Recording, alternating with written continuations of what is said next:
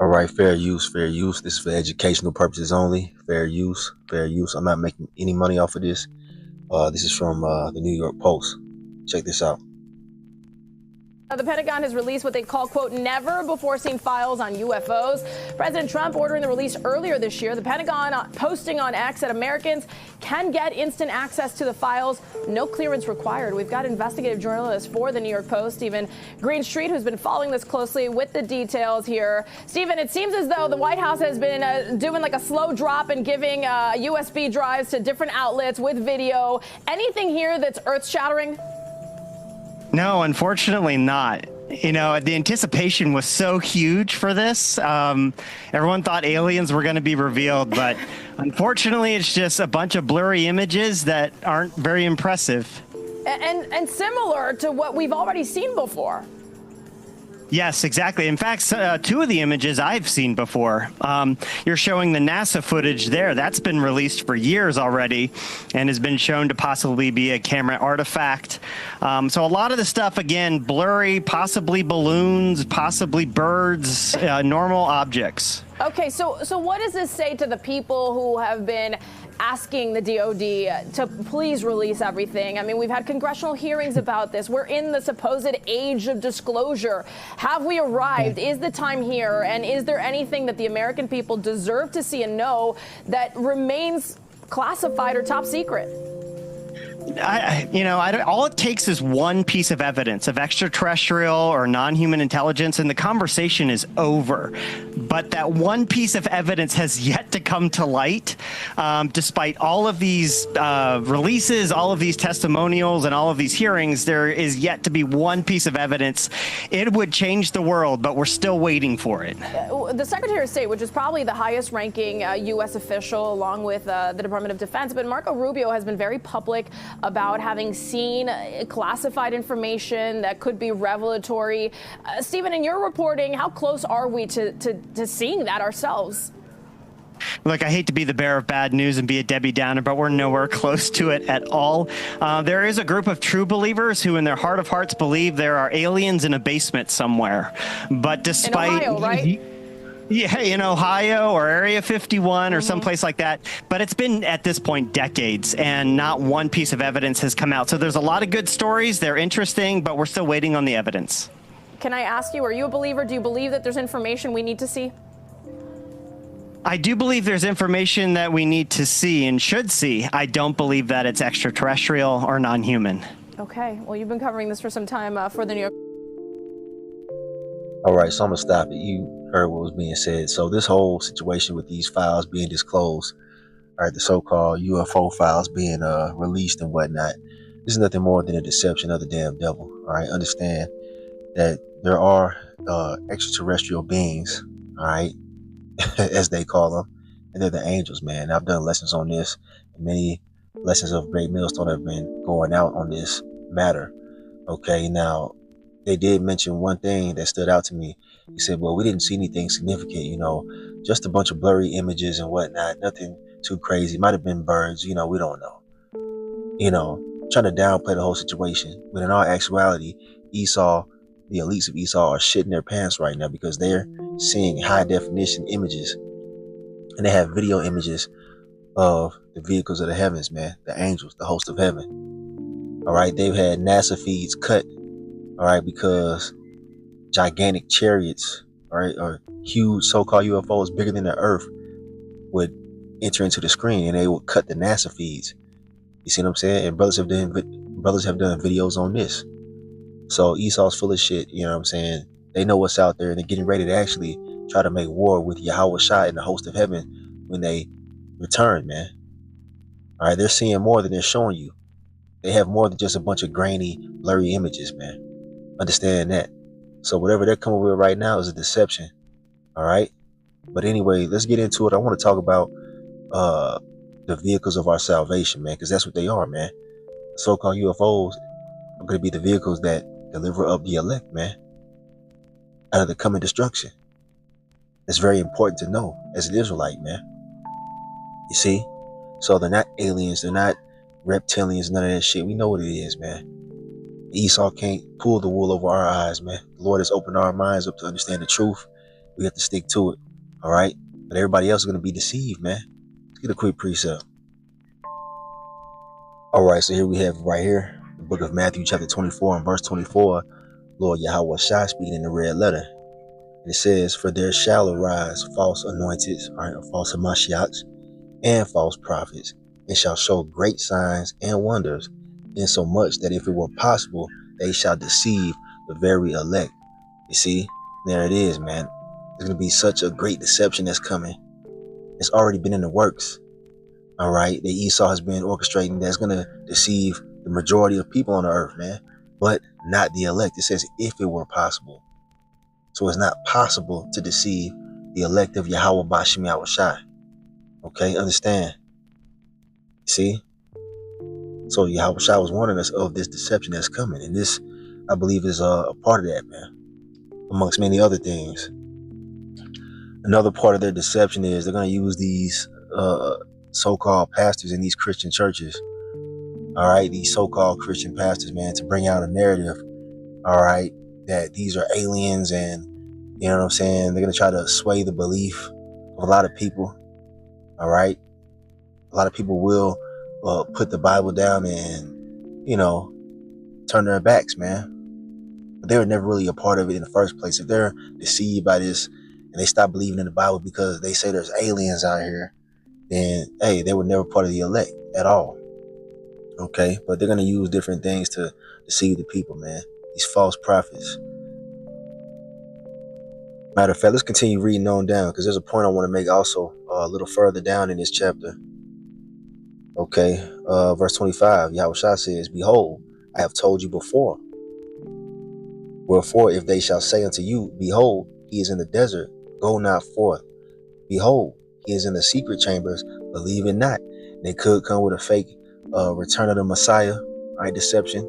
They have technology to put holograms or holographic images in the heavens. Right, we've heard about Project Bluebeam and different things like that. We know Esau has many tricks up his sleeve to deceive the people, man. All right. So understand that. If they say, well, we found white Jesus over here in Saudi Arabia, we have footage of him, you know, so on and so forth. Don't believe that shit, man. All right. We know how Yahweh Shai is coming back. And we know that he's not a so-called white man. He's not an Edomite. All right. The one who they ignorantly call Jesus is a so-called Negro from the tribe of Judah. All right. And we know how he's coming back. You know, he's coming back angry to make war with the wicked of the earth, man. He's not coming back peaceably. All right. Verse 27. For as the lightning cometh out of the east and shineth even unto the west, so shall also the coming of the Son of Man be.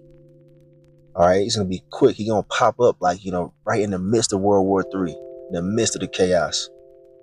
All right. Like lightning. For wheresoever the carcass is, there will the eagles be gathered together. All right. Now, this goes into the chariots being over the elect, man. This is a dark saying. You have to see this through the spirit. This is talking about the eagles being the angels, all right, who fly. All right. That's what we're seeing in these different clips and whatnot. That's what we're seeing, you know, every now and then here at Great Millstone, Denver, man. We're seeing chariots, man. And these are the vehicles of the angels. All right. They watch over the elect. They watch over everything, to tell you the truth. They're beholding the good and the evil. All right. There's a scripture that talks about that. The eyes of the Lord go to and fro, beholding the good and the evil. They're observing and reporting everything back to Yahweh Bashim Yahushai. But they're definitely over the elect, man.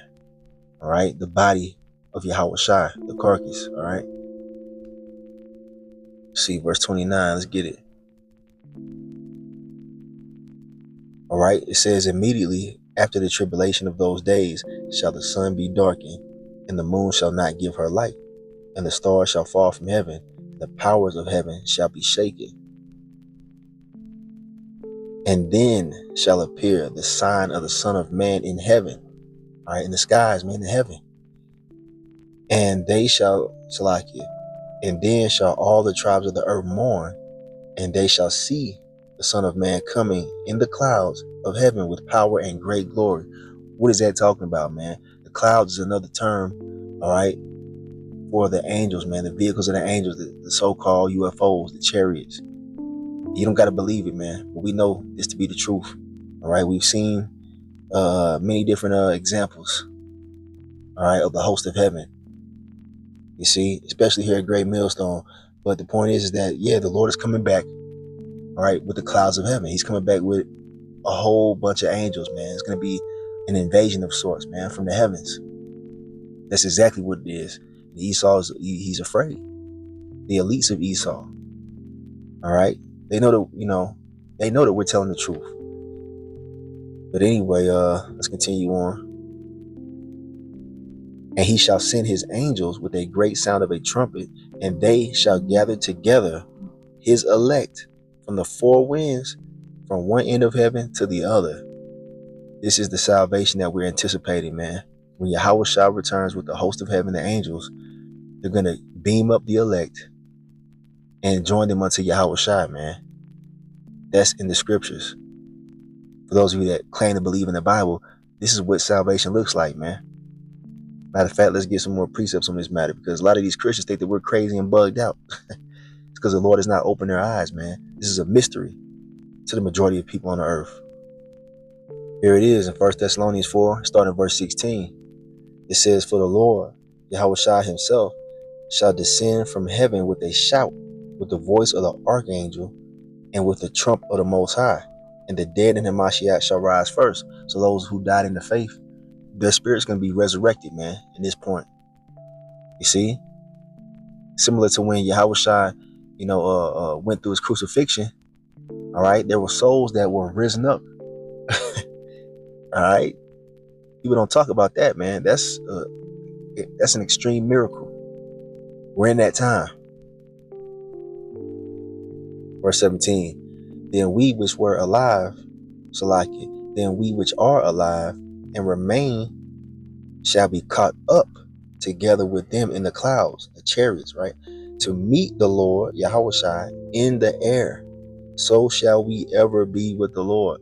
Meaning we're going to have our bodies changed, and we're never going to be separated by sin ever again. We're going to be putting those new immortal bodies. All right, because these fleshly wicked bodies can't go into the chariot, of Yahushua, man. We're going to have our bodies changed, and that's the fulfillment of the second covenant taking place right there, which we're not in as of yet. We're in a grace period between the first and the second covenant, man. All right, the fulfillment of the second covenant is going to be at this point here.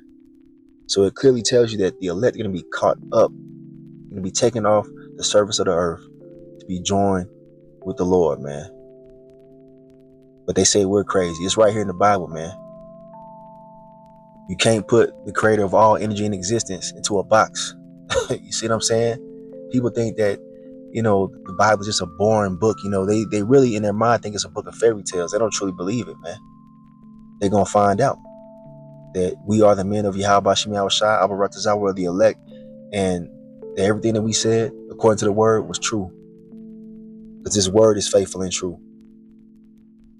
Matter of fact, let me read the next verse before I jump to another one. It says, wherefore, comfort one another with these words. And these words comfort us, man, because we want to get the hell out of here, man. We're longing for that day where Yahushua returns with the host of heaven to destroy Esau, Edom, and these heathens, all right? To cast down the wicked and to save us from this hell, man, because we in hell, all right? And you should be able to see that now, all right? Especially the Israelites who are now coming into the truth. You should understand that this scenario that we're in as a people, are you so-called blacks, Latinos, Native Americans, Seminole Indians, is hell, man. Underneath Esau, the damn devil, being ruled over by a fucking caveman. And these heathen ruling over us, man. This is hell, man. He's created hell on earth, man. By disrespecting the Lord and his laws, his statutes and commandments. Everything is out of order. All right? Everything is out of order, man. All right? But this hell is almost over. It ends when Yahushua returns.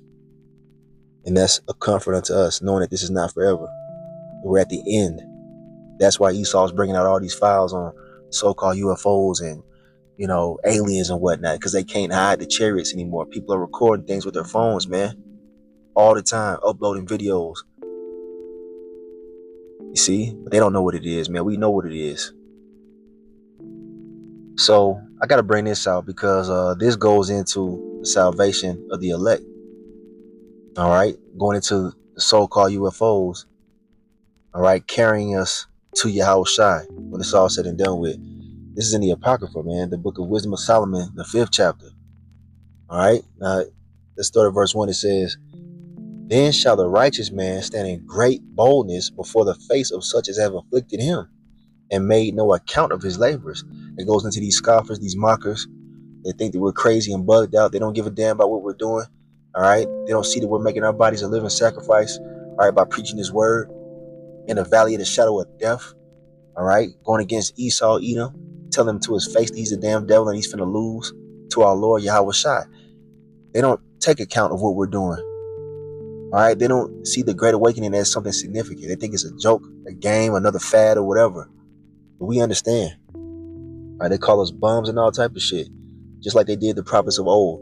Now, verse 2, it says, "When they see it, they shall be troubled with terrible fear, and shall be amazed at the strangeness of his salvation, so far beyond all that they look for."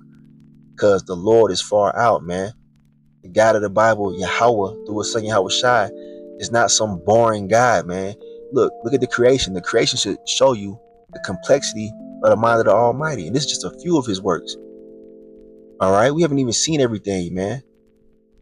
All right, you know, it's so much that it will blow your mind. You see what I'm saying? And people just think that heaven is a place where you just float around forever. You die, you just float in the clouds with little wings and shit. No, man.